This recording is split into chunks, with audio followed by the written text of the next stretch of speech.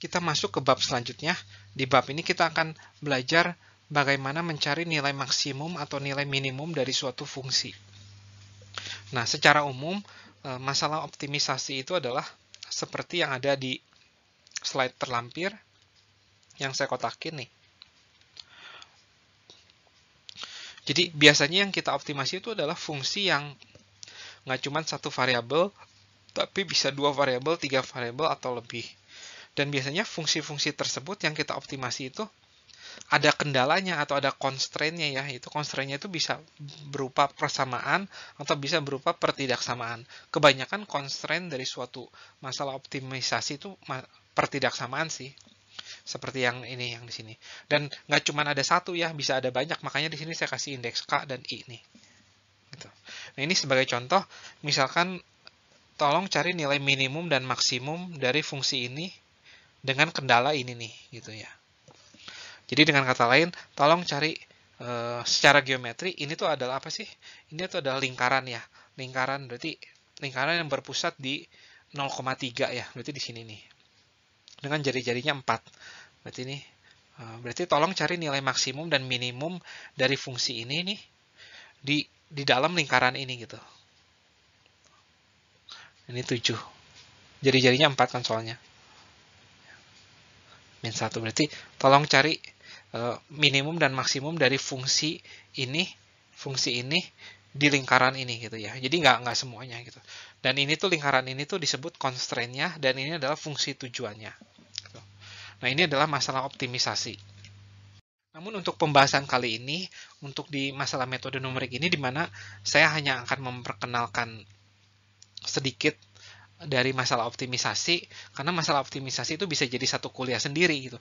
Nah, di sini kita hanya menghadapi masalah optimisasi yang masalah yang jauh sangat sederhana gitu. Nah, jadi kita hanya mengoptimisasinya itu hanya satu variabel saja, dan optimisasi yang akan kita lakukan itu tanpa constraint. Atau dengan kata lain, kita hanya ingin meminimumkan atau memaksimumkan suatu fungsi fx gitu ya.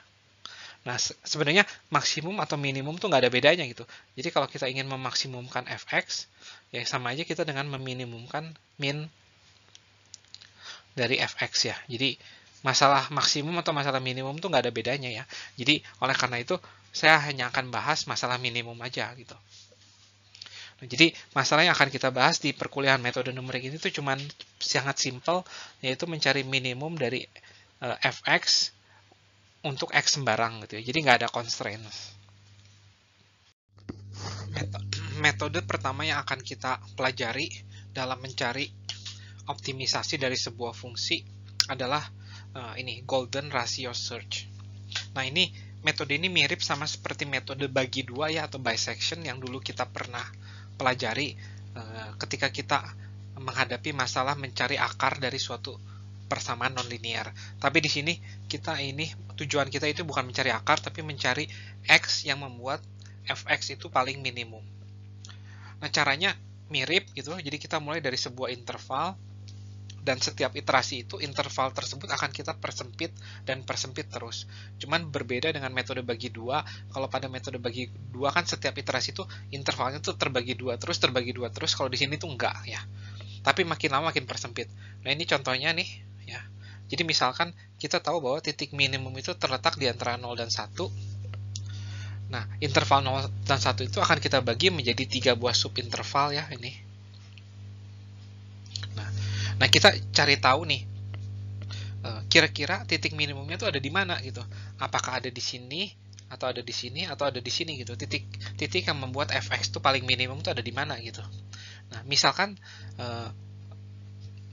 titik minimumnya tidak mungkin ada di sini nih gitu. Oleh karena itu, interval tersebut kita akan persempit menjadi seperti ini. Nah, kita akan pilih C gitu. Nah, terus misalkan interval yang berikut tuh yang tidak mungkin ada titik minimum tuh ada di sini nih. Berarti kita persempit lagi gitu. Jadi A, B, C, kita pilih. Nah, sekarang ada 2 buah partisi kan, 2 buah subinterval, kita bikin menjadi 3 buah subinterval lagi gitu. Dan seterusnya gitu ya. Jadi dari 3 subinterval kita buang 1 subinterval, terus jadi 2 subinterval, terus kita bikin subinterval berikutnya dan berikutnya dan berikutnya lagi gitu ya. Nah, semoga cukup jelas nih. Namun pemilihan A dan B itu tidak sembarangan, itu terkait dengan ini metodenya, yaitu metode golden ratio ini. Nah, di sini saya akan mencoba menjelaskan bagaimana memilih subinterval tersebut gitu ya. Nah, jadi langkah pertama itu saya akan mencari R ya. R itu akan berada di antara setengah sampai 1 gitu ya. R ini tuh adalah sebagai rasionya, rasio. Nah, R-nya ini adalah suatu nilai di antara setengah sampai 1 ya, misalkan di sini nih. Nah, setelah itu saya pilih 1 min R.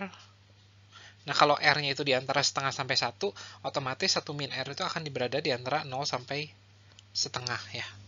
Nah, berarti 1 min R itu lokasinya ada di sini nih, misalkan. Nah, terus saya pilih nih, kira-kira titik minimum itu terletak ada di mana nih gitu. Atau sebenarnya yang saya cari itu kira-kira titik minimum tidak mungkin terletak di mana gitu. Nah, berarti kemungkinan pertama itu titik minimum tidak ada di sini nih. Di sini nih. Berarti interval selanjutnya itu adalah di sini.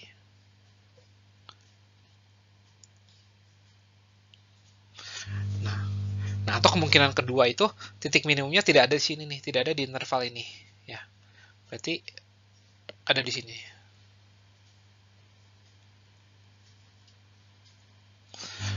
Jadi interval selanjutnya atau pada iterasi kedua itu kemungkinannya bisa ini atau kemungkinannya bisa ini. Namun apapun kemungkinan kita ya, kita maunya itu rasionya itu nggak berubah gitu. Jadi rasio ini nih. Jadi R nih. Nah, ini panjang ini nih ya, R ya. Dibagi panjang totalnya yaitu 1. Itu nggak berubah setiap iterasi gitu. Jadi setiap iterasi itu saya nggak mau berubah gitu. Berarti ini. Jadi 1 min R dibagi totalnya, berarti R ya. Nah, jadi kita maunya itu rasio dari R berbanding 1 itu nggak akan berubah setiap iterasi gitu. Jadi ini kita punya R kuadrat sama dengan, atau R kuadrat plus R min 1 sama dengan 0. Ini merupakan persamaan kuadrat dan bisa kita cari solusinya. Min B ya, min 1 plus minus B kuadrat min 4AC. Berarti B kuadrat itu 1 min 4 kali min 1 dibagi 2 ya. Min 1 plus minus akar 5 per 2. Nah, saya pilih R yang positif ya. Jadi saya pilih R yang positif karena kalau rasio negatif itu nggak make sense. Berarti ini adalah min 1 per 2 plus akar 5 per 2. Dan ini jika Anda tahu itu, jika Anda Google di internet, ini tuh adalah golden ratio.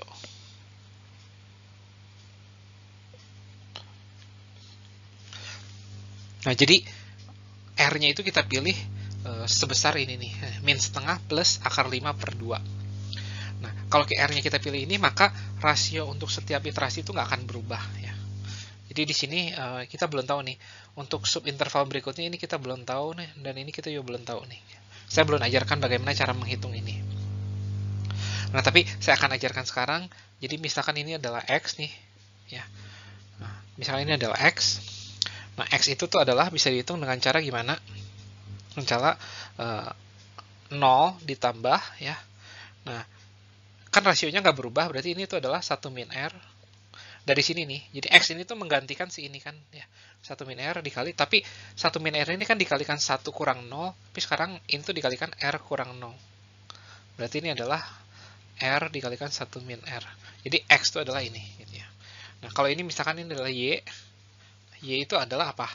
Yaitu 1 min R dari sini ya, ditambah, nah si ini tuh kan menggantikan mempunyai rasio yang sama dengan dari 0 sampai R gitu ya. Berarti ini adalah R dikalikan 1 dikurangin 1 min R. Atau ini sama dengan ditambah dikalikan ini 1 habis ya R ya. Itu sama dengan 1 min 1 min R ditambah R kuadrat. Ya, jadi itu adalah Y. Nah, semoga cukup jelas. Ya, jadi R-nya itu didapat dari ini, perbandingan ini, dan untuk iterasi selanjutnya bisa kita cari lewat rumus yang sudah saya tulis di dalam kotak ini.